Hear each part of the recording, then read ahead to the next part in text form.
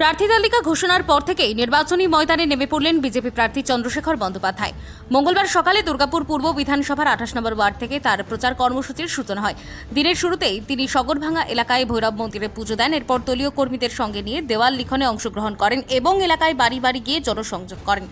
সাধারণ মানুষের সঙ্গে সরাসরি কথা বলে তাদের সমস্যার কথা শোনেন তিনি।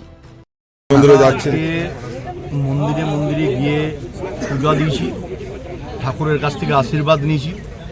এখন আমরা আমাদের আরাধ্য দেব শ্রীরামচন্দ্রের কাছে পূজা অর্পণ করে আশীর্বাদ নিয়ে আমাদের এই ওয়ার্ডের যারা প্রবীণ কার্যকর্তা, হরেকৃষ্ণ দাস, দীপক দা থেকে শুরু করে প্রত্যেকের সাথে সাক্ষাৎ করলাম এবং তার সাথে এই ওয়ার্ডের বিশিষ্ট যারা মানুষ 27 নম্বর ওয়ার্ড তাদের সাথেও সাক্ষাৎ করার পর আমরা বাড়ি বাড়ি কিছুটা প্রচার অভিযান রাখছি।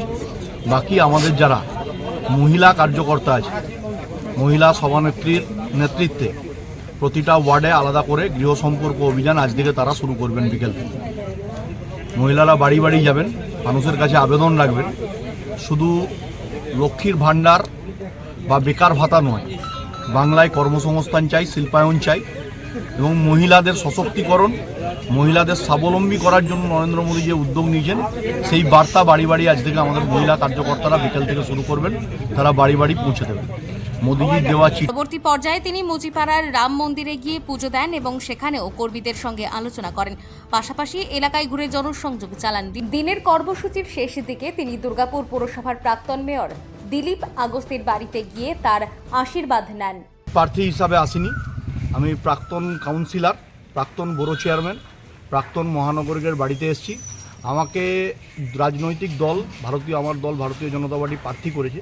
আমি মনে করেছি ওনার সাথে আমি কাজ করেছি দুর্গাপুরে এবং দুর্গাপুর শহরের ডেভেলপমেন্টের জন্য কাজ করেছি। ওনার আশীর্বাদ, সাজেশন আমার এগুলো প্রয়োজন, সেই জন্য আমি আশীর্বাদ নিতে এসেছিলাম।